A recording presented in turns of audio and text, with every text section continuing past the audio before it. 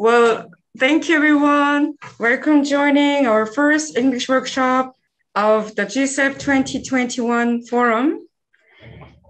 Each day starting from today, 4th October till 8th October, we'll have 5 sub-themes every day. So we encourage to visit our GSEF2021.org website for live streaming and for more information on the official website and GSEF website. So let me introduce you first. Our moderator, Ms. Ching Yu, sorry about my pronunciation. Ching Yu Yao is the Director General of the Secretariat of New Taipei City, the largest city and one of the major city of business industries in Taiwan. Prior to this role, she served as the Executive Secretary to the Taipei City International Affairs Advisory Council and Mainland Affairs Council. She was also diplomat for a decade. Since December 2018, she has been utilizing her unique blend of global and local experiences in work as the Director General of the Secretariat. Thank you so much, Yao. Welcome. The floor is yours. Thank you. Thank you, Suyun. Hi, everyone. This is a truly exciting moment. I think GSEF has overcome a lot of challenges. And today we're truly having a global forum because we will have speakers from Asia. We'll have also speakers from Africa. And then we'll have people participating from South America, from North America, from Mexico. So everyone is at a different time zone. Whether you are far or you are near, we are making our efforts and focus on making sure the first English workshop of GSEF 2021, a great success.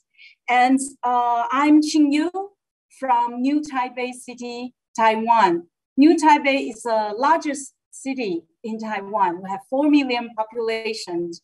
And my job today is to make sure that our session is focusing on the theme of our first day's GSEF, which is rebuilding an inclusive society by ensuring basic needs and services through public-private partnership. And I think we're gonna have exciting 4 speakers from different parts of the world. And by basic needs, we mean housing, food, health, living, etc., and etc.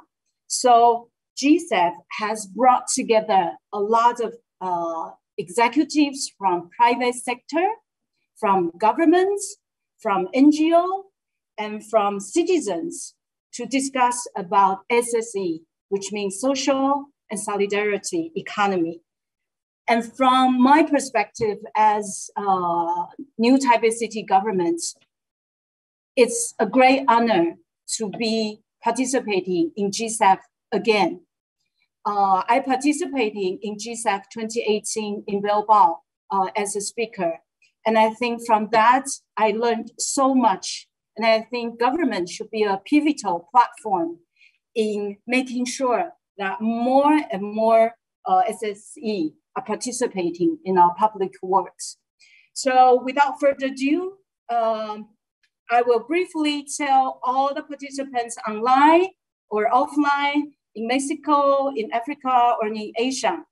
We will be having 4 exciting speakers today. The first one will be Joyce Mudara from Kenya, and we'll have 1 speaker also from Taipei, my neighboring city, the capital of Taiwan, Dr. Lily Chang, talking about low-income housing.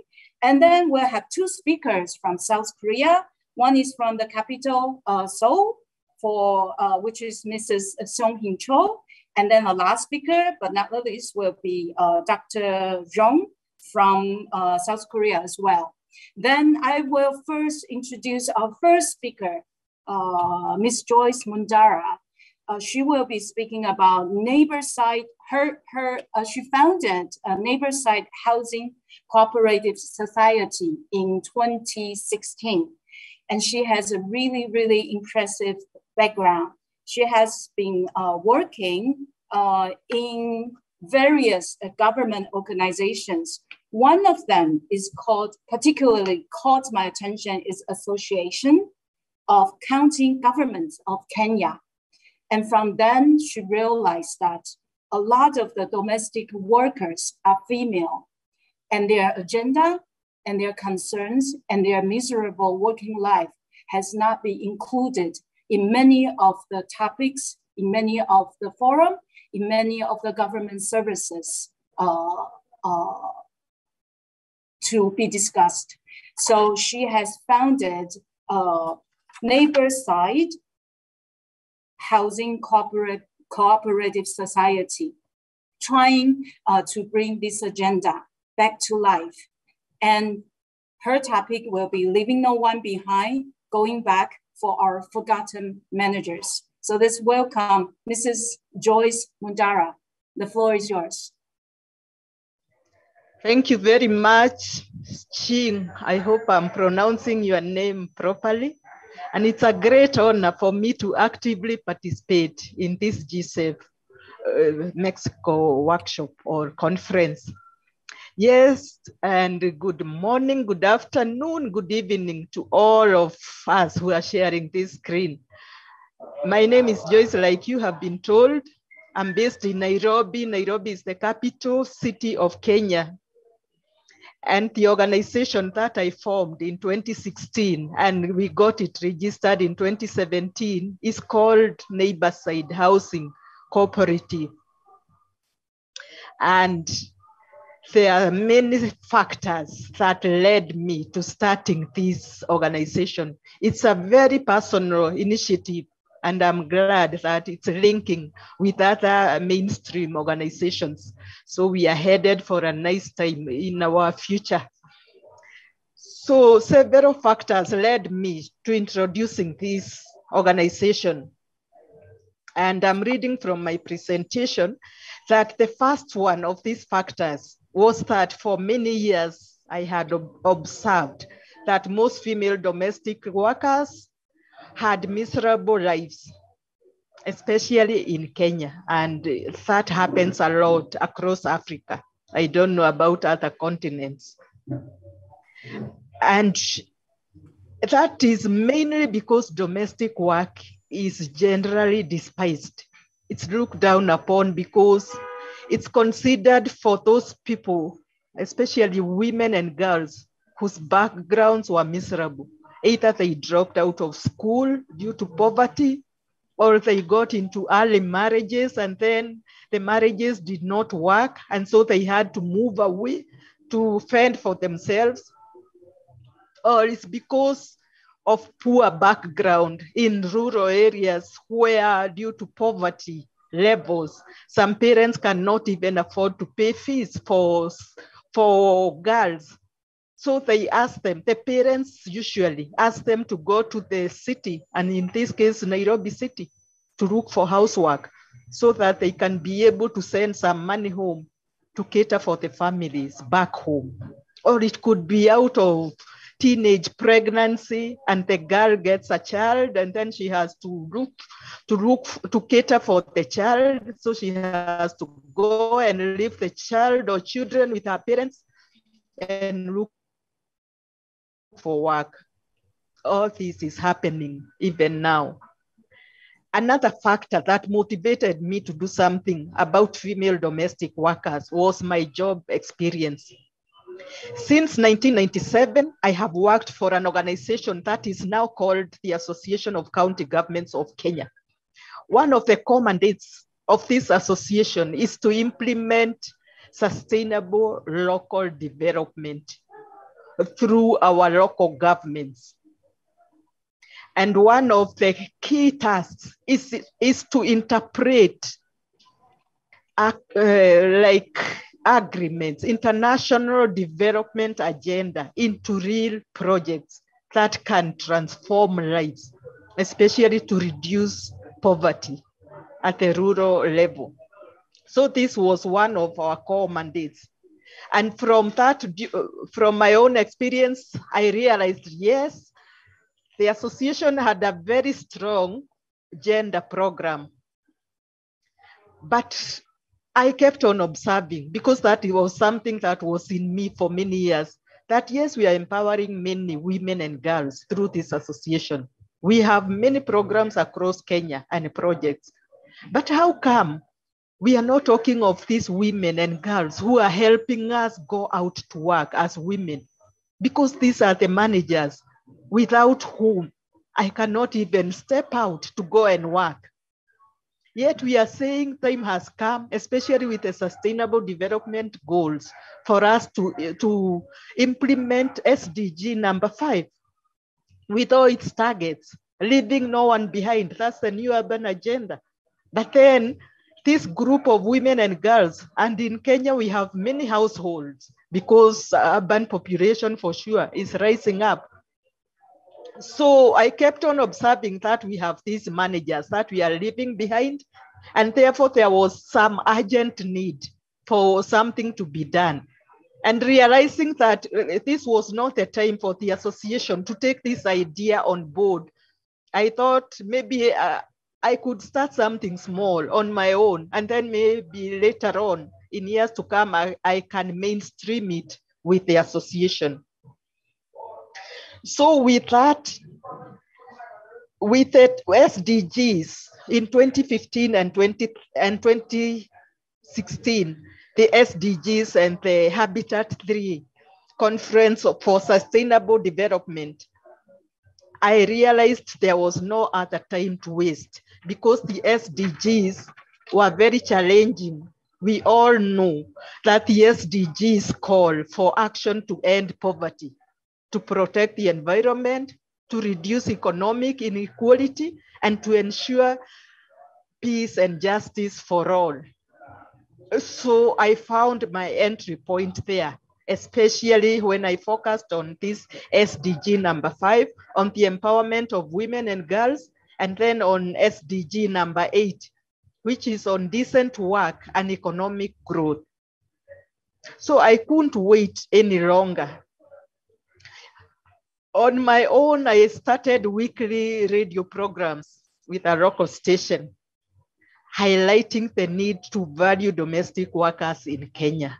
Because every time, even the issue of domestic workers comes up in the media, it is always held in mockery. People make a lot of ridicule about it. Recently, there was a case where there was an issue of increment of wages for domestic workers. And you should have seen the media, the following three or 4 days that followed, all the ridicule, highlighting the fact that female domestic workers deserve the least or the worst in this country. But I got moving because after every program, I would appeal to those who are willing to join the neighbor side housing cooperative that I had formed to register with me through a telephone number. And I got a good number, 57, of women and girls I had never met before, people I never knew. So they called in, and then I would just organize meetings with them. And we started meeting. And unfortunately, we could only meet on Sundays because this is the only one day that domestic workers in Kenya get an afternoon off or a whole day off if one is lucky. So for 2 hours, for 1 hour, we could meet, introduce the issues that we wanted to do, and at least see one another, for people to even exchange their telephone contacts. And up to now, the association or this organization is still there. We registered it in 2017 with the following objectives.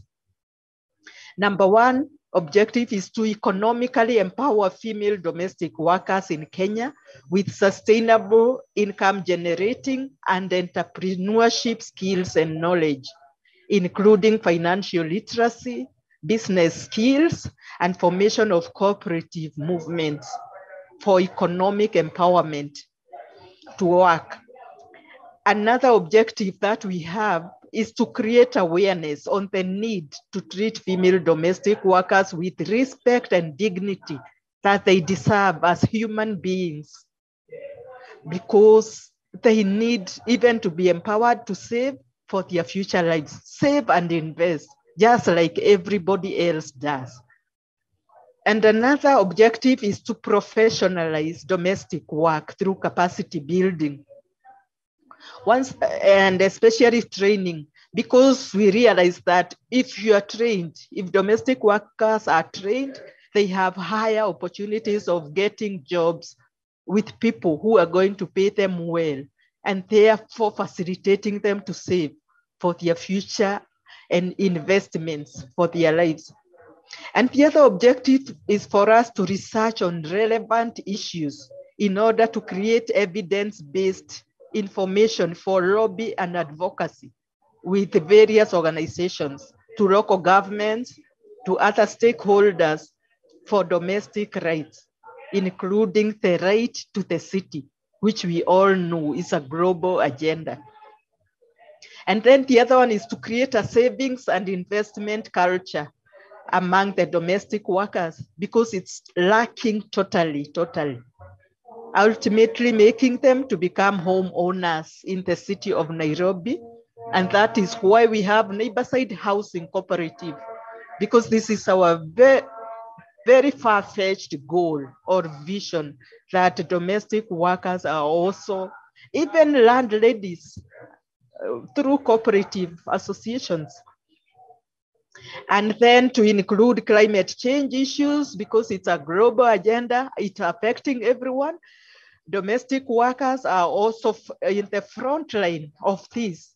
If we talk about saving energy, conserving energy in homes, times the number of homes that we have in Nairobi or in Kenya, that is a lot of energy that we are going to save.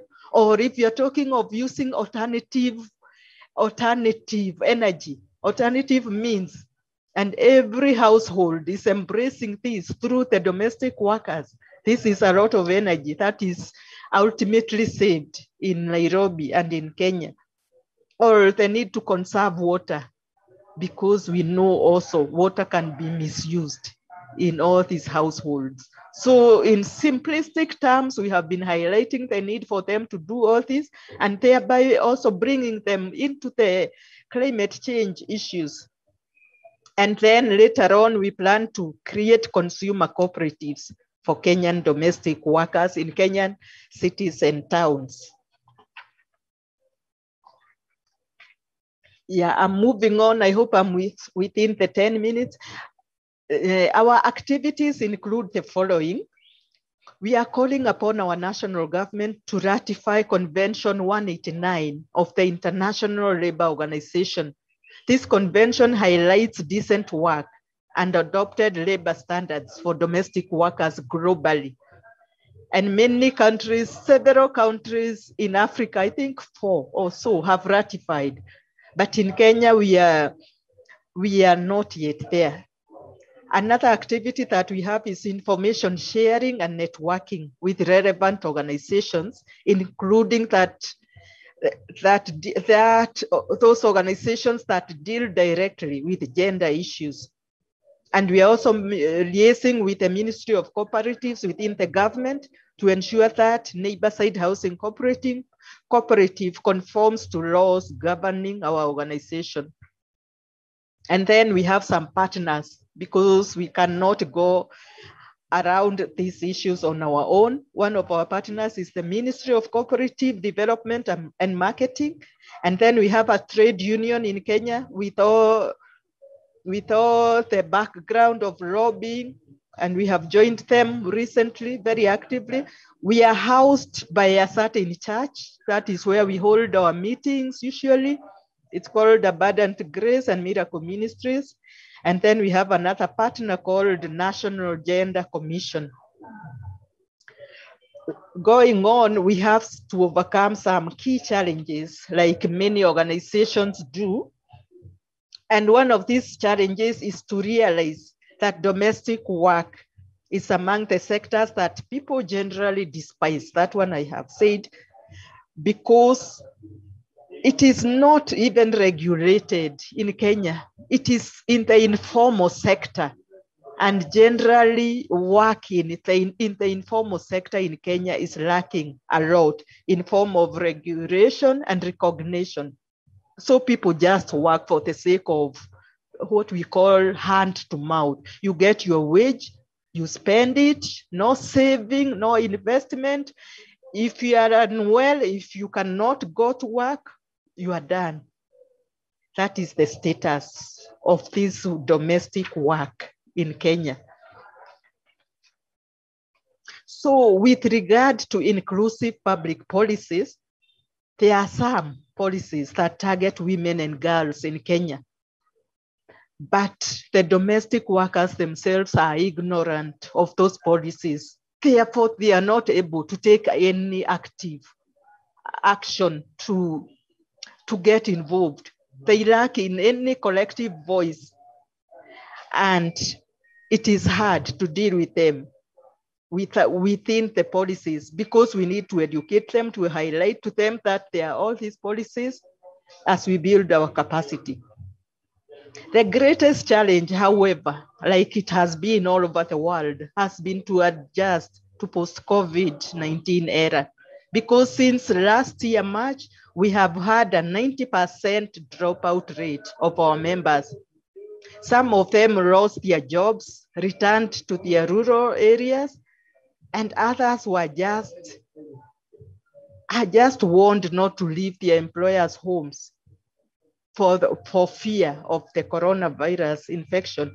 Some of the employers also lost their jobs, and therefore they went back home. Others are working from home, so they are just multitasking together with housework. And so domestic workers, some of them have been rendered redundant.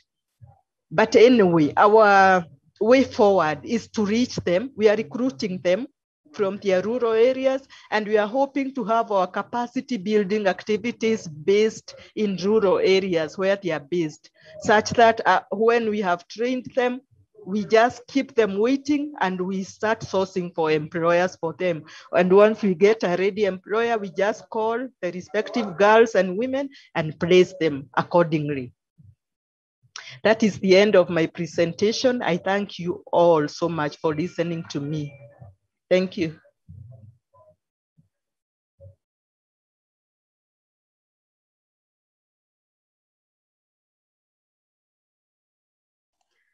Yao, I think we don't hear you now. Oh, okay. Thank you, Joyce, for your presentation. And Yao, I think, could you try again to say something? Yes, okay. I think we have still the issue.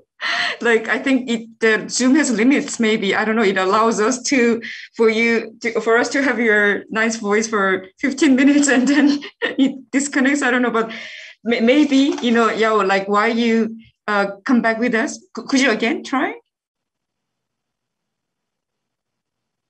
This will work? No. Thank you so much. Thank you. I will make sure that the technical problem is solved. But I think Joyce's presentation is perfect to kick off our discussion. And even though it's a few minutes over time, but I will also ask the following speakers, maybe watch your time a little bit. And if before the 1 minute summary to end your presentation, I will probably remind you and interrupt you, but I hope everyone could observe the 10, maybe a few minutes more time. New Taipei City is the first city in Taiwan to issue a SDG VLR. And I'm so glad that Joyce has told us that this very special cooperative society has focusing on goal 5, gender equality, and I think it also focuses and helps on goal 8, which is decent work and economic growth. So I think we can all link the later presentation, especially Dr. Lily Chang's presentation, to SDG very well. Let me introduce our second speaker, Dr. Lily Chang. He is a senior specialist from Department of Urban Development of Taipei City Government. I'm from New Taipei, and Taipei City is our neighboring city, which is also the capital of Taiwan. So I'm very glad to introduce my neighbor. He will be speaking about having the right to live in a friendly, inclusive, and suitable community without discrimination in Taipei City. Taipei is really, really expensive. So we're glad to have Dr. Lily Chang to tell us about how the city government is enforcing a top-down policy to create an affordable but also an inclusive community living for all the citizens. So the floor is yours, Dr. Lily Chang. Dear participants, my name is Lily Chang. I'm in charge of urban planning and social housing planning in Taipei City Government. I'm deeply honored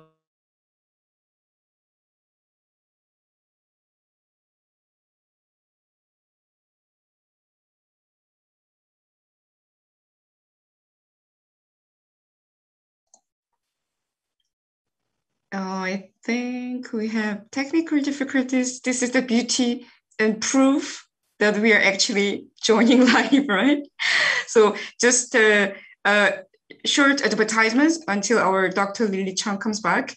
I think we are live streamed right at this moment on Facebook, GSEF official Facebook page, and also GSEF2021.org official website. You can see, and then I'll also check if there's any comments or questions coming up. Certainly. Okay. I don't know. Excuse me, can you hear me? Yes, Okay. now you're back. You okay? But your video, could you share the PPT again, please? Okay. 从头了。Okay. Okay. Dear participants. 看不到你的presentation， 也看不到你的画面。看不到。是听得到你的声音 ，We can hear you, but we can't see your presentation.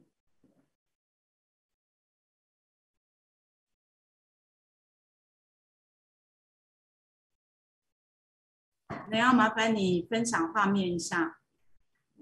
Yes, we're trying to reconnect, so please give us a few minutes. Or would you want us to continue with the presentation? Then we can put on the slides later. 对，那个张博士，周伟，你那边 OK 吗？用这台。 Should we? So now we're going to use another laptop, so please bear with us. Sorry about the technical issues. No problem. Yao, could we move to the next speaker maybe? Certainly. I think while Taipei is sorting out the technical challenges, we'll be ready in a minute, so please bear with us.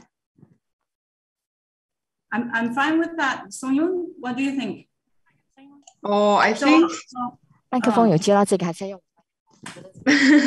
Sorry, I think we better, sorry, that we go to next speaker, and then once you're ready, we can go back to you. Okay? So while you're arranging, let's move on. Thank you. 那台北的部分你们改为第3个 speaker， 那我们先进行下一位。So while Taipei is sorting out the technical problems, we will be welcoming our next speaker, Mrs. Seong-Kim Chu from South Korea. She is, I think, HealthBridge is a community-based healthcare service based in Seoul, the capital of South Korea. And I think after COVID-19 or while during COVID-19, health for the aging society has been more than ever important to all of us. So we are so glad to hear from Mrs. Seong-Kim Cho from HealthBridge company to tell us more about the community-based healthcare services. So Mrs. Cho, the floor is yours.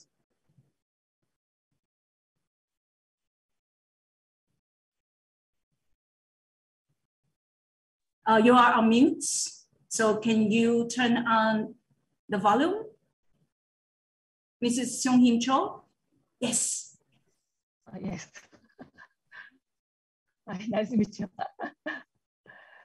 최종현 선생님 혹시 제 파일 안 띄워지나요? 아, 제가 띄워드릴까요? 잠시만요. 제가 띄우면 되나요? 원래 띄우신 게 더 편한데 어떤 게 더 편하세요? 제가 백업으로 가지고 있긴 한데 편하게 해주시면 돼. 직접 하시는 게 제일 편하긴 한데 바로 있으시면. 네네, 그러면 네네. 네. 네. So we'll be sharing the presentation. So if the connection is not good, I can try as well, but we'll see. Do you have it now? And while waiting, another advertisement. So from throughout the forum, we have a main question to all the speakers at all the plenaries, all the workshops and as well as sessions. So the question is, what should be the actions or strategies of individuals, governments, groups, societies, countries to achieve a better and more inclusive world? What key action should be promoted from the local level? So this is more a question or or suggestion that we'd like to hear from all of you who join us today. So anyone who's joining from Facebook page or GSEF2021.org website, please leave your message. It'd be great. We'll try to collect all the comments, suggestions, answers, and share with you all later as a part of the report. Okay. Okay, Sonny, no worries. I have it, and then I'll just. 파일 공유를 좀 부탁드려야 될 것 같아요. Yeah, I'm just sharing with you. Okay. Thank you.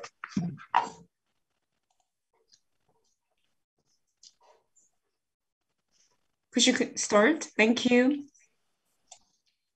Yeah. I'm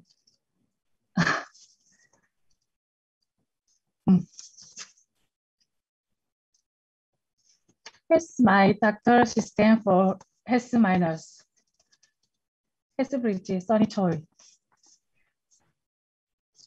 The weak in health due to income inequality and differences in access to information. It means a social group that cannot enjoy its own health rights. Realistically, it means low income and educational background. In order to eliminate social inequality, we believe that we should help the weak and help to participate in society, improve their lives, and improve their economic status while maintaining their own health and recovering their health. For this reason, we have reached a social venture company that provides health doctor service to help anyone take care of their own health. We would like to play an important social roles. Next page. In fact, big data from the Ministry of Health and Welfare shows more certainly. As shown in the table, medical expenses for elderly people with chronic disease are high. In particular, high-income people in Gangnam spend, next page.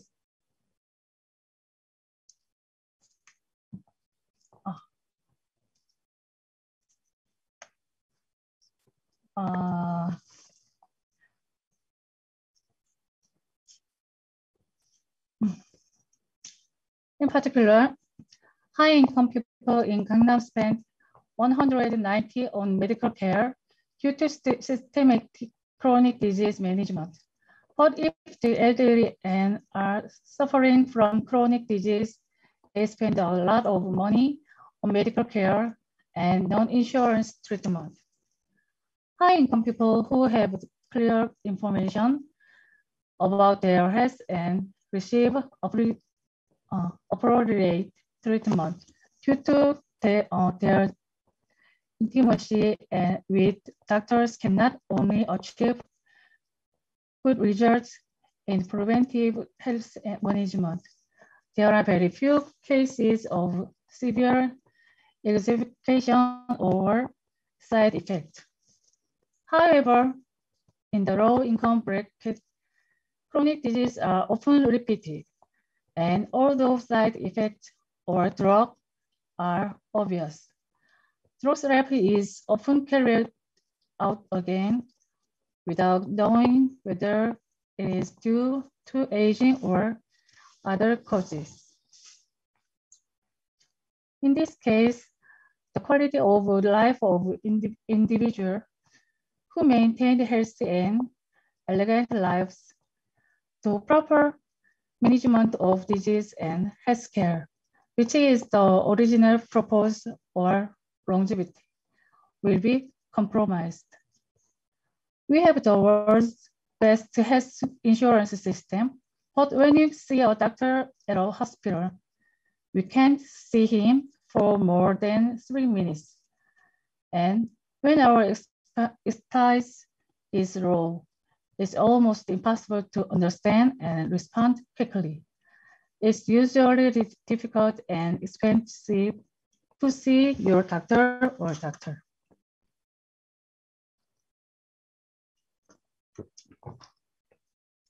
Page 4. So our business model in the first stage is health doctor service. It is a system and infrastructure that operates O2O health management space and understands personal health conditions and provides customized health managed service. So I knocked the Seoul Metropolitan Government's care business and community care business market, but the result is dismal. It is true that receiving our healthcare service, we have improved health and improved quality of life, but the reality is that the elderly choose our service is very low.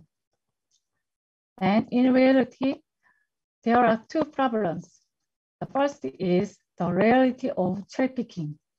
Our service provides preventive healthcare for the middle-aged and elderly in need of healthcare. Health people and economically well-off people actively participate in the service. Rather, the elderly suffering from chronic disease are relatively unaware of the necessary or importance and are just living by accepting the pain of the disease as part of their lives. The second is the perception of local governments. The reality is that elderly people with chronic disease are isolated from society by leaving society due to pain such as disease, and that they are alienated because there are very few cases where they ask for help. However, if you are suffering from mental health problems such as depression, it is a very important social problem and there is no need for management anymore. But I am also very interested in administrative public affairs. The deterioration is in mental health of causes problems in real society and harms others. And social agreements have already been reached on preventive health care for people in society. Don't you think it's a problem not to be interested in them in a reality where elderly people with chronic disease are experiencing difficulties in life and to provide only after-sale supported service service now. Next page.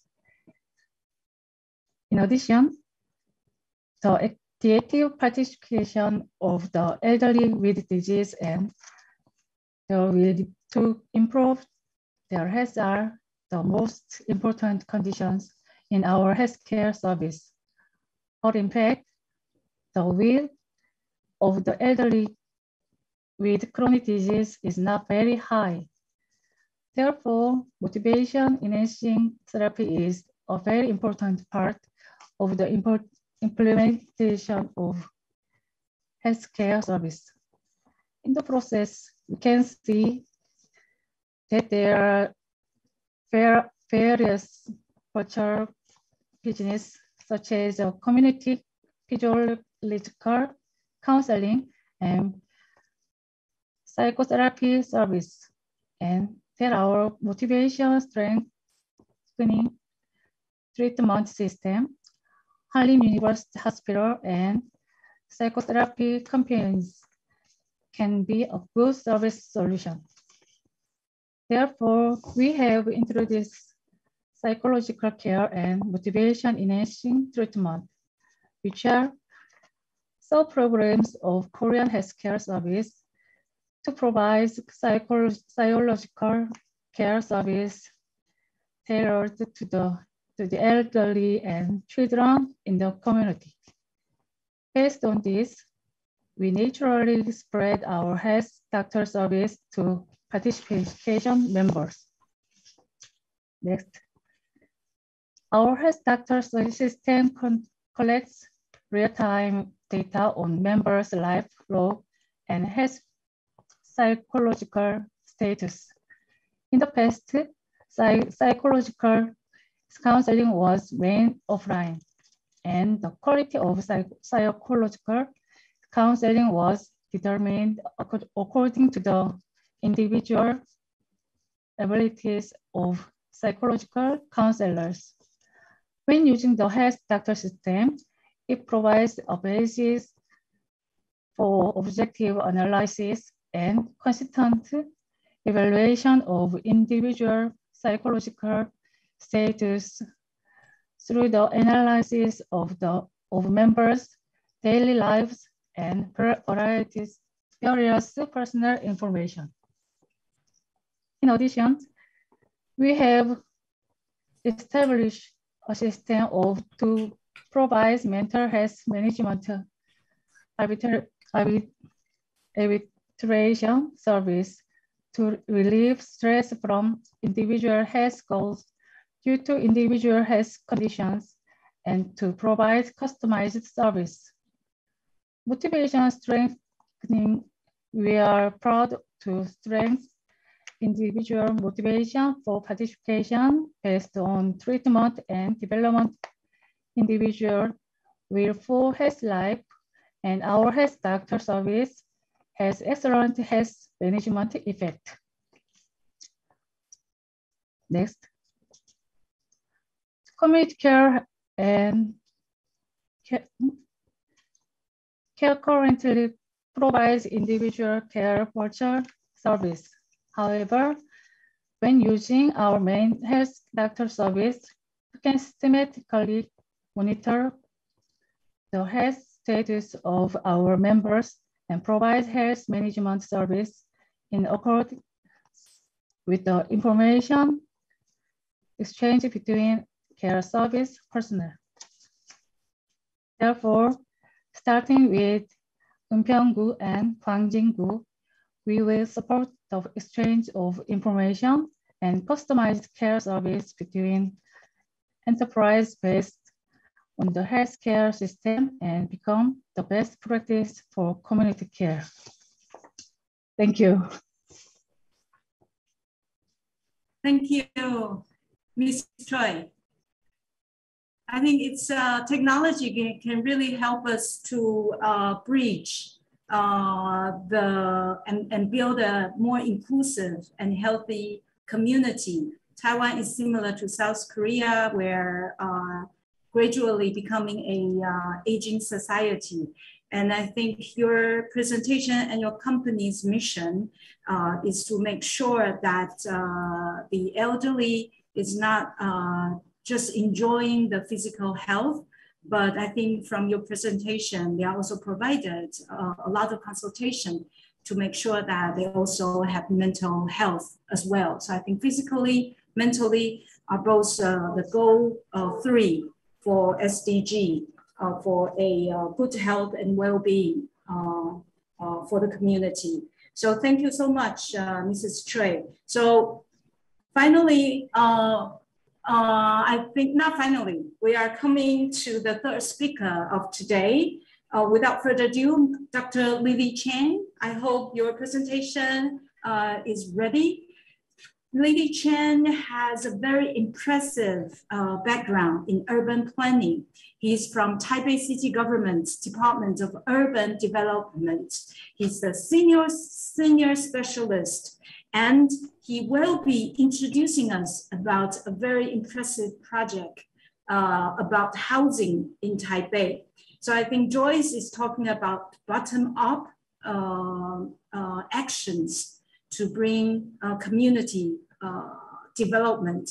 And Dr. Lily Chang will be telling us about a city government's top-down project in order to provide affordable and inclusive housing for all the citizens. So the floor is yours, Dr. Lily Chang. 张张伟，请开始。 Thank you. Dear participants, my name is Lily Chang. I'm in charge of urban planning and social housing planning in Taipei City Government. I am deeply honored to introduce the transformation of Taipei City's Ankang community. I would like to begin with the story of Ankang community. I will explain how the city government promoted community integration through the planning and the construction of social housing. Firstly, I will talk about the background, the development of Ankang community. Taipei is the capital city of Taiwan. It has high population density, and the ratio of house price to income is the highest in Taiwan. To take care of citizens, the city government planned various types of public housing. For example, Ankang community was provided to people with the lowest incomes. In early times, the city government used public land to build the low-income housing. Ankang community was made up of 4-floor buildings without elevators. Due to long-term poor management, the buildings become no longer suitable for living. To promote the local development, in 2011, the city government decided to carry out a plan to rebuild the community. The table shows that income of Ankang community related is lower than incomes in manufacturing, financial and insurance industrial in Taiwan. Second, we move on to transformation of the low-income housing. Ankang community has 7 sites, and its restructuring carried out by stages. At start, one site is firstly chosen to be rebuilt and allow for nearby residents to move in once the reconstruction has been completed. Next, the second site is then under rebuild and so on. The overall plan takes 19 years to complete. More than 2,000 housing units and 14 welfare facilities were built. The overall rebuilding plan has 4 important key concepts.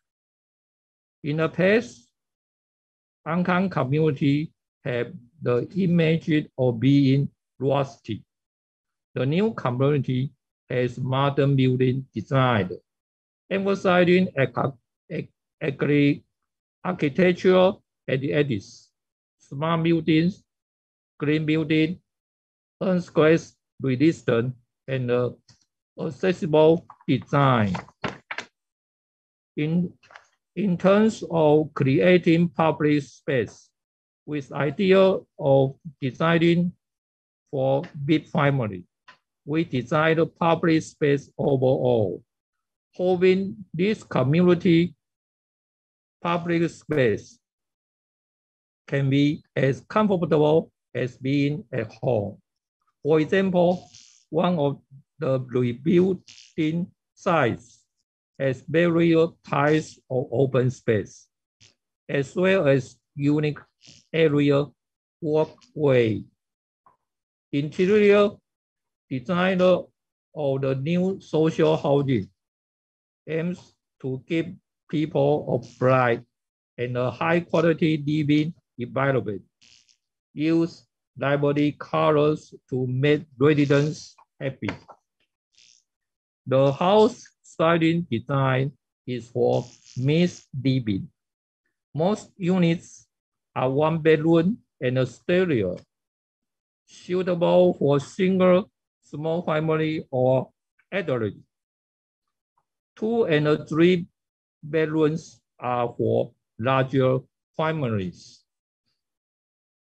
Through 3-dimension design, we have made full use of lower floors, creating various welfare facilities, such as daycare centers for children and the elderly. Finally, I could share with everybody how city government promotes community integration. The residents of New Hong Kong community are people with income lower than 50 percentile. 7% of households are set for young people. Why? The city government hopes to use their professional knowledge and vitality through event planning and participation, forming community awareness. This party was joint held by young residents and daycare center staffs. Activity includes ball games for young children, clothes styling for young people, entertainment for elderly. My modern architectural design, mixed living housing unit design, community participation planned by young people. Taipei city government hopes create a new city lifestyle through social housing development, building a city of progress.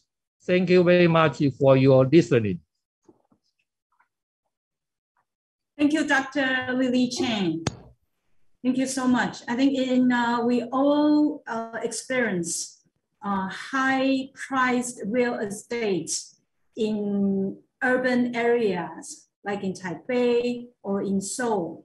So city government of Taipei could take such an initiative to build an inclusive community, especially even with a lot of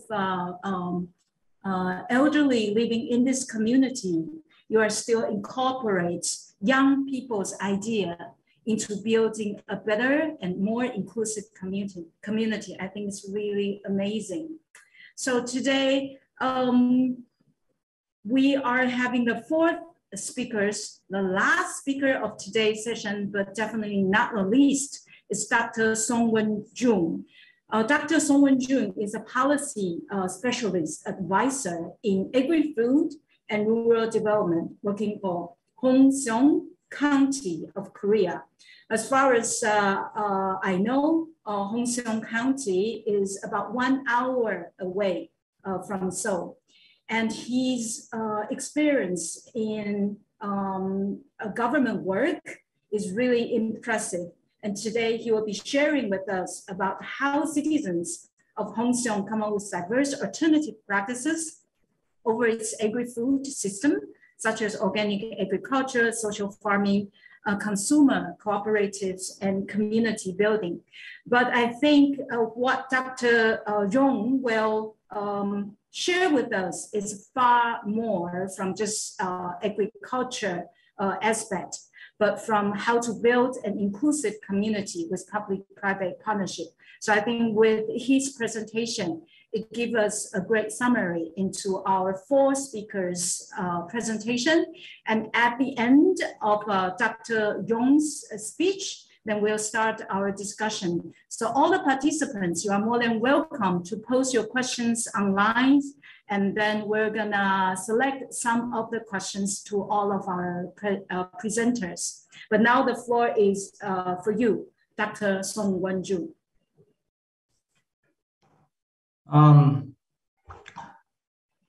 Thank you for your moderator, and it's my great pleasure. Can you hear me well? Okay, it's my great pleasure to have this opportunity to exchange ideas on inclusive community. And I have been also very impressed by others' presentations, such as gender struggles in Nigeria, community care initiatives in Korea, and social housing in Taipei. I hope my presentation will be also profitable for your idea development. As the moderator has introduced, I'm going to discuss about public-private partnership, which is far more than agriculture and alternative agriculture initiatives. Just for a second, please. So because time limitation, I'm going to try to introduce the initiative of public-private partnership in Hongseong briefly. So let me introduce where is Hongseong and how Hongseong is in general context. Hongseong is the capital of the South Chungcheong province, which is located far west in the middle of Korea. And the population is around 100,000 in 2020. And the area is around 444 square kilometer. And it is consists of 3 towns and 8 townships. And also it has Nepo Innovation City, which has the provincial office of South Chungcheong province. Actually, as you may know well, in Korea, most of wealth and finance have been concentrated on Seoul and peripheral cities in Gyeonggi province. This is one of the reasons why from around the end of 2010, the central government has initiated to develop other marginalized cities, which are out of Seoul and Gyeonggi province. And Hongseong has been also included in the project. That is one of the reasons why the Nepo Innovation City has been developed. But as you may have also supposed, Hongseong has been originally typical rural areas in Korea. It means that because of such a national project, Hongseong has faced such challenges to initiate different way of its city development. And also the moderator has introduced, Hongseong is just an hour from Seoul by train or car. There are lots of features, lots of characteristics to understand Hongseong County, but Hongseong has been well known as a mecca of environment-friendly agriculture. Hongseong is the first city for duck farming, not only the farming, but also snail farming and other kinds of alternative farming have been developed in Hongsang. That is the reason why Hongsang has been appointed as special area for organic agriculture since 2011, appointed by the Ministry of Small Medium Enterprise. And also Hongsang is quite famous for consumers cooperatives movement. Actually, Prumu Consumers Cooperative is one of the most famous in Korea. And also, it is also quite famous for multifunction agriculture, such as social farming, care farming. At the same time, Hongsang is the first city which has introduced public school lunch program with environmentally friendly produced food. And also, it is well known as a large number of livestock farm household.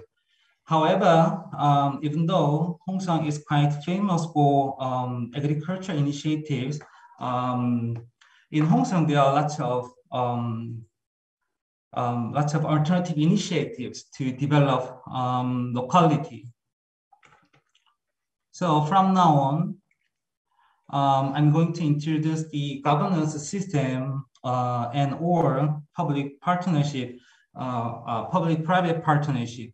This is the typology of governance. However, as we don't have enough time, I'm not going to look into details of the typology of governance. However, what I want to emphasize here is to discuss on the network governance, which has features of hierarchy and intellective relationship among actors and institutional initiatives to develop the public-private partnership.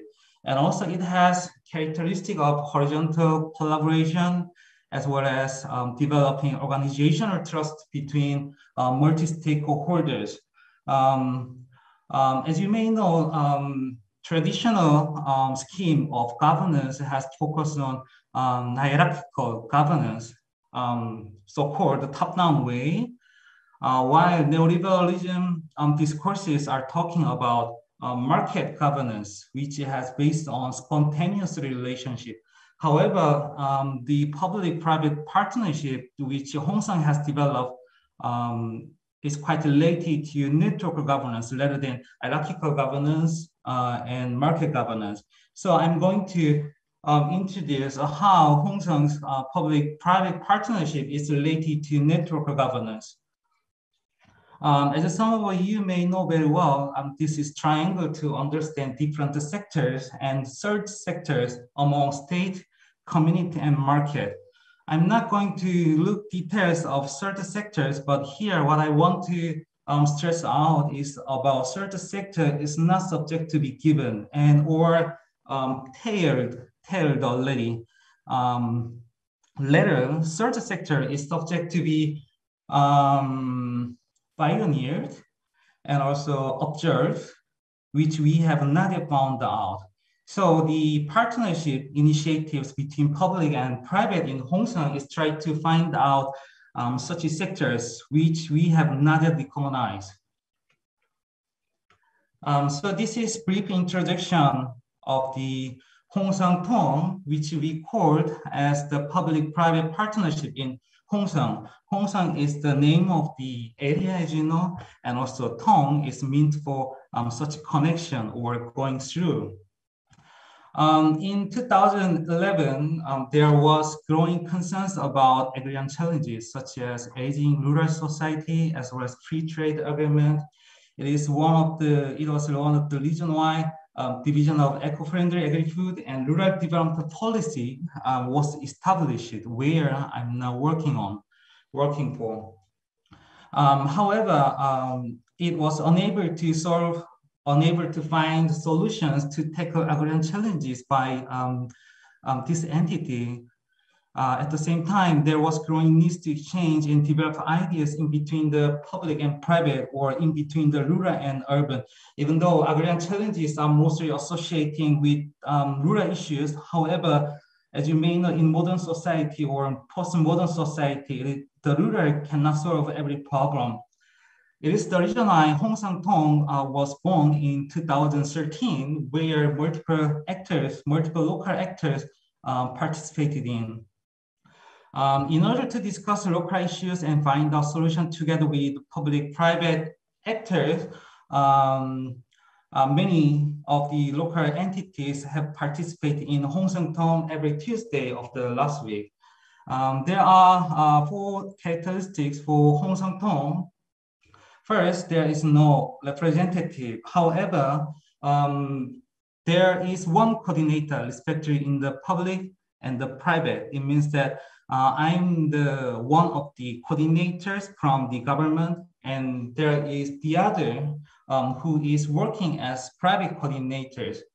And second, there is no institutional framework. There's no law, there is no regulation, there is no conventions to join Hong Song Tong. It means that Hong Song Tong is based on voluntary participation.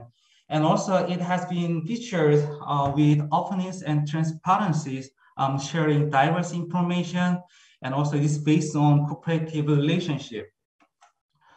This is the organization of the Hong Song Tong. I'm sorry that some part has been not yet translated. However, for your understanding, the red color is meant for public sector, which is related to Department of the Local Government of Hong Song. And the blue part is the private sector, private actors. And the yellow part is related to public-private support agency between public and private sector. And the last actors, which is colored with gray, is community-based groups. And the total number of organizations here now is 183 groups and agencies. This is to understand how Hong Song Tong is working now on. There is the main committee, which we call the Hong Song Tong, under which there are subcommittee as well. For example, Culture Tong, Tourism Tong, Social Economic Tong, Youth Tong, Education Tong, City Regeneration Tong, Food Tong. In Hong Song Tong, we used to have general issues, general local issues to share, to solve together.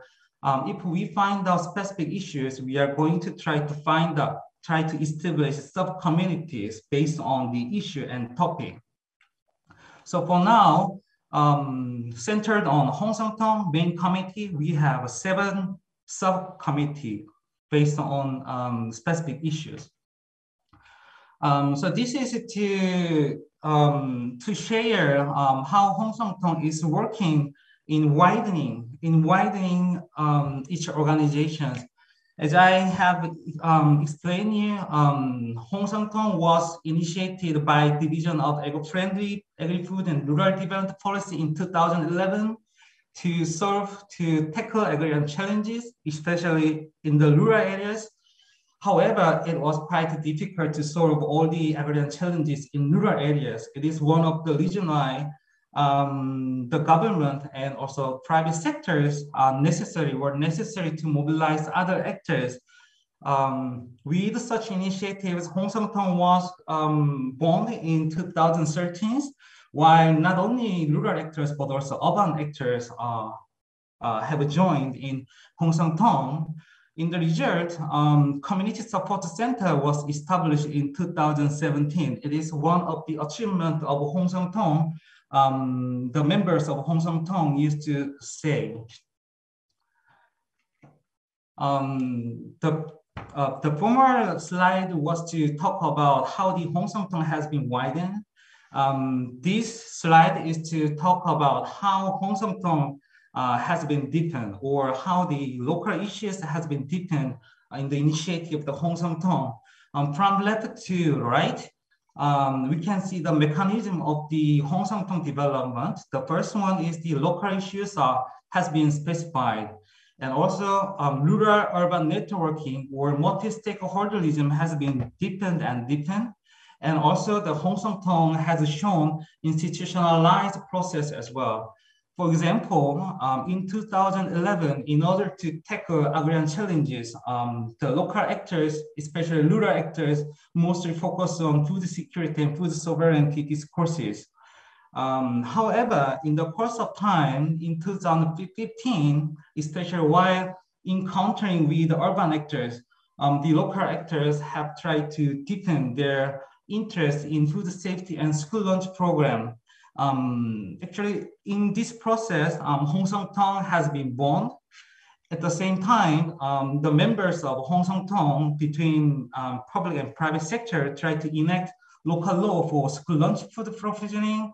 At the same time, the government established a school lunch support center. This is still ongoing process. These days, their discourses has been elaborated into the idea of right to food and food citizenship. So subcommittee has been established at a so-called Food Tong, where the actors have shared the values while reconstructing the locality. So actually the local government of Hongsong has been prepared for enacting local laws on right to food and food policy council now on. So let me briefly conclude my presentation. The initiative of public-private partnership and governance in Hongsong, South Korea shall not be translated in the context of such political mobilization nor policy imitation, but a local process and practice to reach problem solving and mutual learning among multiple stakeholders. Rather than focusing on such openness, transparency, communication, which good governance refers to, Hongsong Tong has reconstructed spatial and social relations in between different places of the locality. Those who used to work, live, and think in a fixed place and or places encounter differences as well as diversities through Hongsong Tong, especially among the public, private, and market sector. Each dialectic network of Hongsong Tong is not simply subject to facilitate the social spatial connection and problem solving, but reconstruct relational border by which local actors externalize as well as internalize their life politics.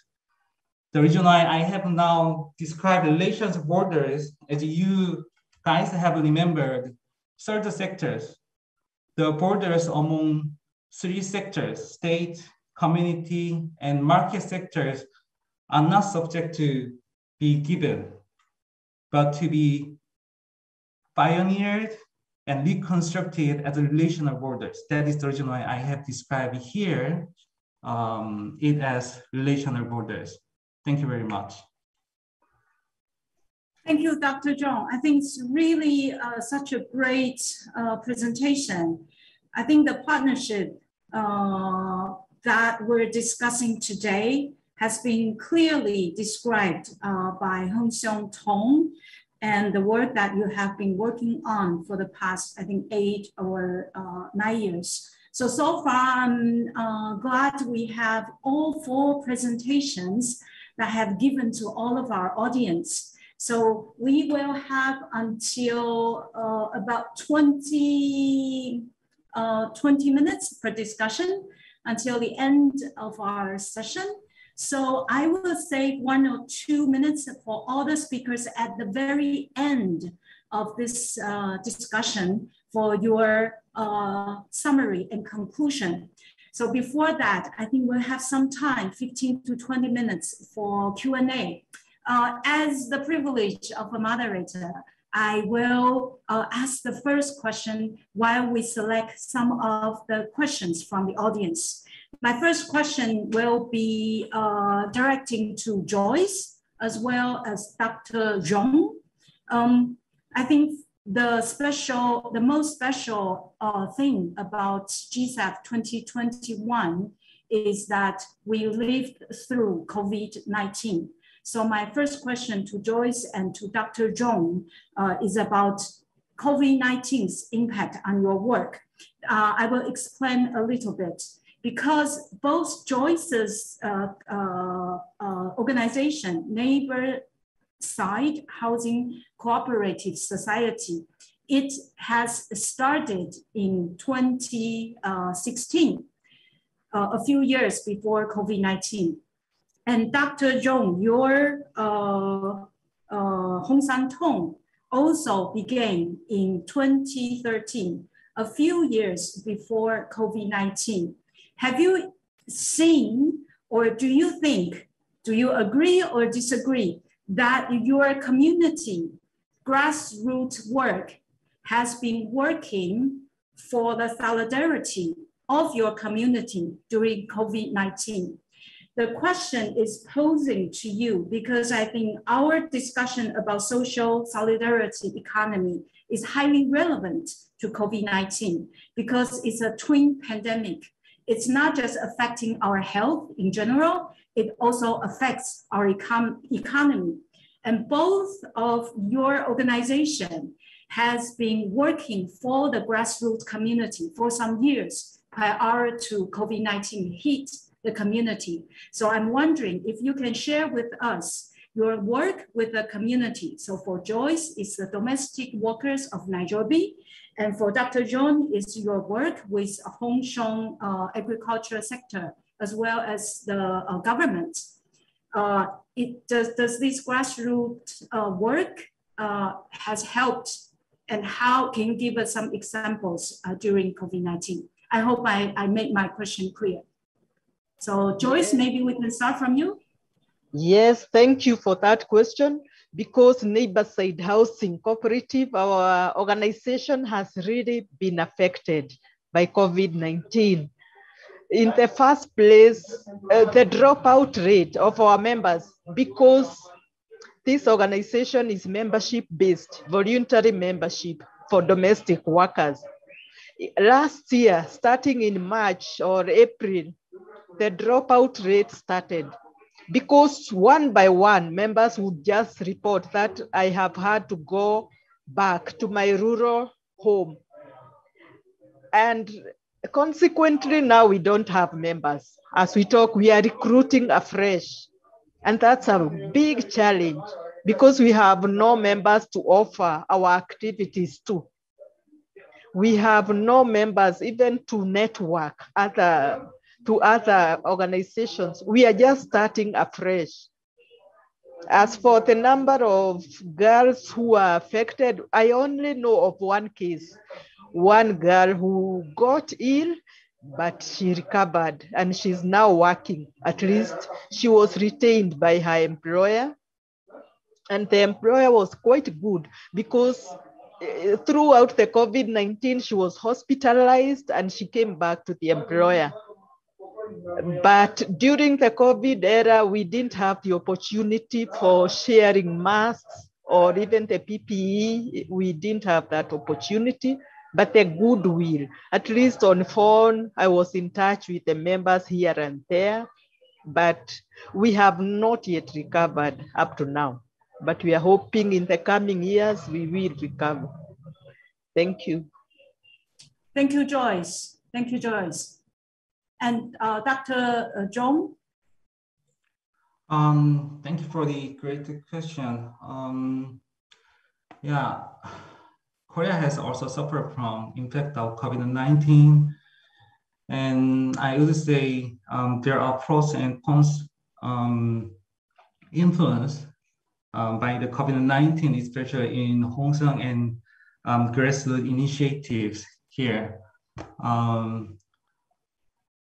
As the saying, your country have faced, your community have faced,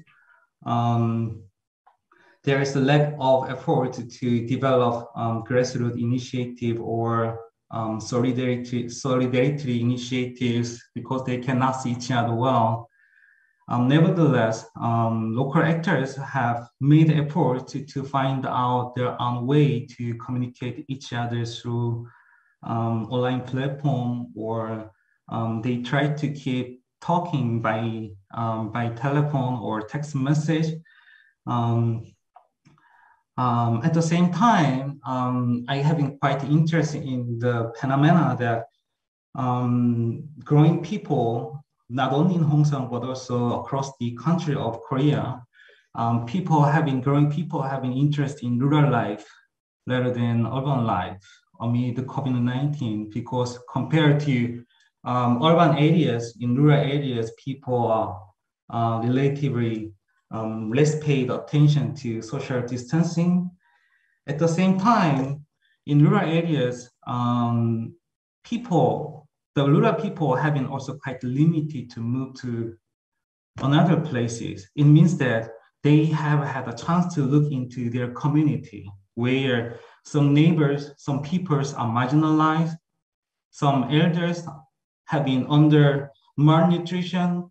Before COVID-19, they didn't know how much the elders or their neighbors were suffering from malnutrition, for example. However, amid COVID-19, people have recognized, oh my neighbor have suffered from such difficulties. So they have tried to find out solutions amid COVID-19. So I would say impact of COVID-19 is not just disadvantage. Some aspect, because of some aspect, people have found out what they didn't know in the past. Thank you. Thank you so much. I think COVID-19 affects us all in different way. And the next question is for Dr. Lily Chang of Taipei City. So the audience is interested in learning from you, how do we develop good social housing project from the government, but at the same time listening and cooperating with social and solidarity economy actors. So Dr. Lily Chang, can you share with us your experience? Okay. Thank you for your question. May I share my slide?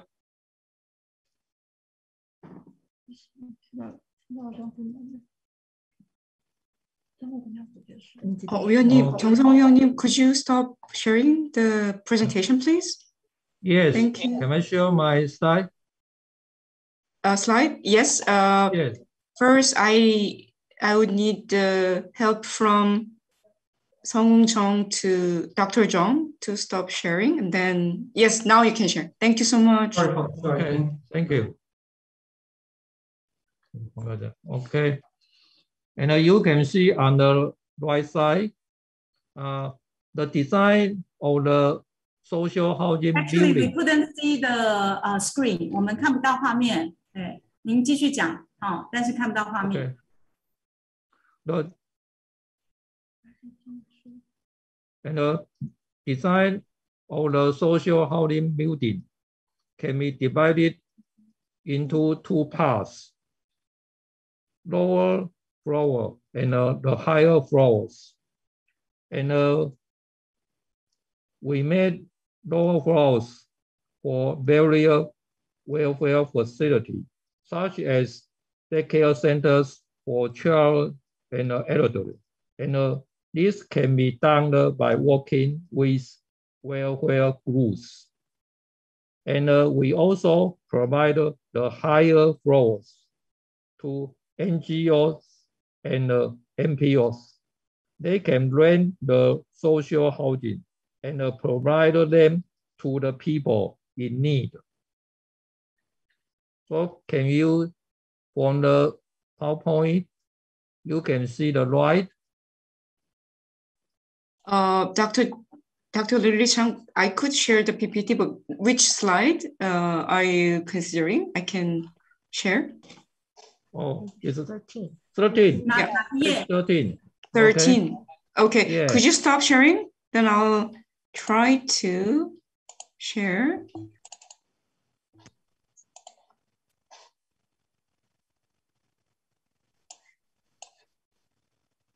Is this correct? 13? Community welfare? Yes. Okay. Can you see? So the designer divided two parts, the lower floors and the higher floors. And the lower floors is for daycare centers for the children and the elderly. And this can be done by working with the welfare groups. And the higher floors to the NGOs and the NPOs, they can rent the social housing and provide them to the people in need.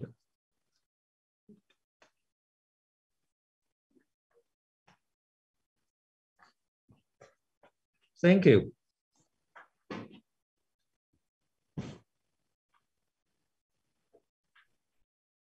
Thank you, Dr. Lily Chang. And today is the first day of GSEF 2021, and our key objective is to think about more about the public-private partnership in making sure we are rebuilding an inclusive society. So while we are coming to probably the end of our session, I would pose this open question to all our presenters and our speakers that to give us some of your thoughts about what should be the actions or strategies of either individual, governments, groups, society, countries to achieve a better and more inclusive society. I think we have here with us a very diverse panelist. We have female speakers as well as male speakers. We have speakers from different regions, as well as we have speakers from governments, from NGO, and from Workers' Association. So I would like to ask you, all of us working from the local level, what kind of actions you think should be promoted from the local level to achieve a more inclusive community and a more inclusive society? So I would like to start with, how about Miss Song-hee Cho? If you would like to share with us as a conclusion to your today's presentation, what do you think should be promoted from a local community for more inclusive society?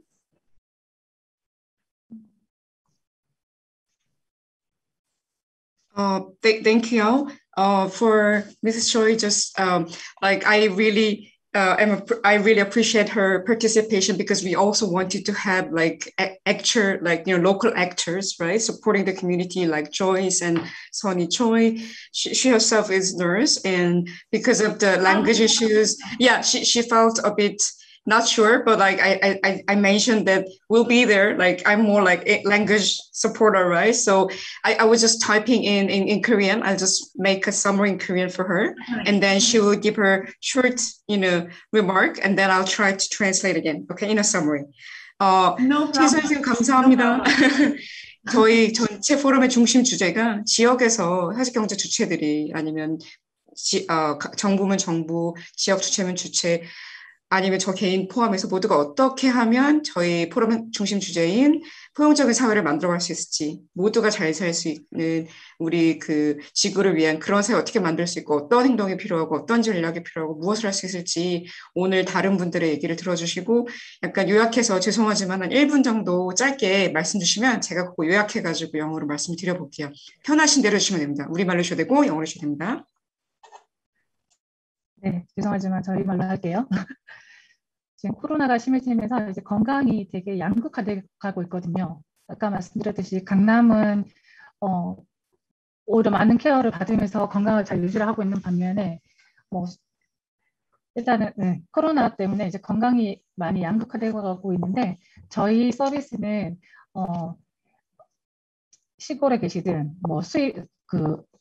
수입이 어떻든 경제가 어떻든 건강 약자들 모든 분들이 저희 서비스를 통해서 지역사회랑 같이 결합을 하면서 이분들이 같이 건강 공동체를 만들어 가기를 바라는 마음에서 저희 같이 하고 있거든요.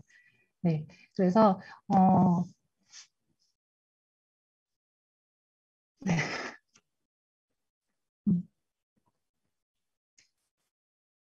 네. 네, 제가 아까 아닙니다. 아까 해주신 말씀 듣고 제가 조금 더 덧붙여서 설명을 좀 드릴게요. Well, thank you so much, Sonny Choi.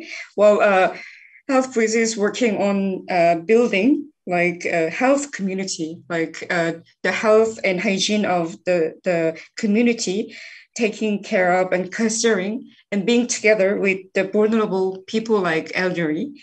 As we all know, the COVID-19 situation aggravated polarization not only the wealth or digitalization, but also health, as we all know. So more attention should be given, and like local actor like HealthBridge, we need more like them, and all of us should pay attention to that part of paying attention to the more vulnerable people in times of crisis. Thank you.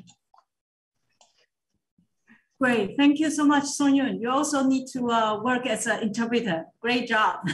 So I will leave this question open to others, presenters and speakers. If you have one suggestion, how should we promote our social solidarity economy from local level? What would be your one suggestion to all the participants at GSEF 2021?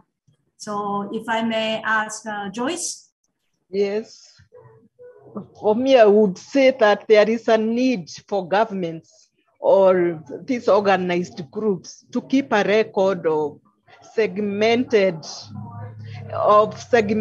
residents or the population in their localities, such that when development plans are made, every group that is segmented is given a chance to participate actively through representatives. And also for every issue that is forwarded to be implemented, and a budget is set aside accordingly, and for follow-up mechanisms, and for residents to say, yes, we are happy that our issues were taken on board. For me, that is inclusive governance, and it works, and it would work. Thank you. Yes, I think Joyce would like to start a chain of reactions. We need to put all the resources into making sure that fragmented society becomes a society of solidarity. And Dr. Jung, your impressive experience, I'm sure you will have a lot of advice to all the participants in GSEF 2021. Thank you for the great question. Somehow, we could problems. What should be the action or strategy of individuals, multiple stakeholders in local level for the better inclusive world? I'm not quite sure how you guys have understood the relationship between the local and the global, and or the rural and the urban. However, in my understanding, in my perspective, the local is also relational term to understand the global, and the global is the other relational term to understand the local. So the reason why I have now stressed out the spatial relations between the local and global and the rural urban associated with our bias or our thought to divide different spaces or different people. However, while suffering from COVID-19, we have witnessed such a way of division for everything would be not helpful. Rather, we should find out initiative to find out relational perspective between differences. In order to understand differences in relational approaches, I would say it is very necessary to promote and facilitate communication among different stakeholders. However, it is not, of course, not easy to facilitate and develop communication initiative of multiple stakeholders. So at least I would like to suggest to encounter each other as long as we can. Of course, encountering each other would be not enough. So I would like to suggest to find out mutual interests, which are not necessary to something good or something bad or challenge we have faced. We can commonizing or we can problematizing such things together. What I want to emphasize here is to find out such commons we can share, by which we can encounter gradually, and also we can find our solution together. In such a relational approach, I would say we could find out something new strategy or approaches for locality to overcome our challenges we have faced in the world. Thank you. Really, really excellent answer. And I think it serves so well for our first day's conversation to kick off the first day's theme. Because there are so many shared challenges we face on solidarity. And I can hear from all the speakers that the only way that we overcome these shared challenges is either by identifying our commonality or by making sure that we encountered with each other, we can start having a conversation. So onto the path of overcoming these challenges, we become more trusting each other rather than distrusting each other. And that's what Dr. Jung is talking about, finding the mutual interest among this discussion. And I think it's excellent that you are able to identify a lot of the hidden stakeholders. I know we are over the limited time a little bit. I'm not sure if Dr. Lily Chang, would you like to give us your remarks for closing? Okay, thank you. And I think it's very important to how to let the young people involve in our social housing. And we said how to promote the young community participant plan. Here are our suggestions. One, plan the public space. There are many outdoor public space, and indoor space. There are community placement, dancing studio or service. And two, establish selection mechanism. People who would like to live in social housing and need to attend the lottery. However, we set a quota for young people who selected based on their proposal to increase community integration. And finally, encourage event planning. Taipei City will over part of the event cost. We encourage them to host events which use their skills, such as public space decoration, community care for kids or elderly. So we could like to promote the young community participant plan. Thank you. Thank you, Dr. Lily Chang. So again, I want to thank all the participants for your presentations. And New Taipei City is so proud and so honored to be part of this discussion where city promoting sustainability. And like Dr. Lily Chang said, sustainability is about generational communications. It's for our next generation. So we need to include more youngsters' voices into the community building. I think we should stay tuned for GSEF 2021. Later on, we'll have opening, we'll have mayor's panel, and we'll also have our plenary session. Wherever you are, whichever time zone you are in, we should stay tuned. And I'll give back the floor to our secretariat. So Thank you so much, Yo. We had today our first English workshop. Excellent moderator, excellent speakers. Thank you so much.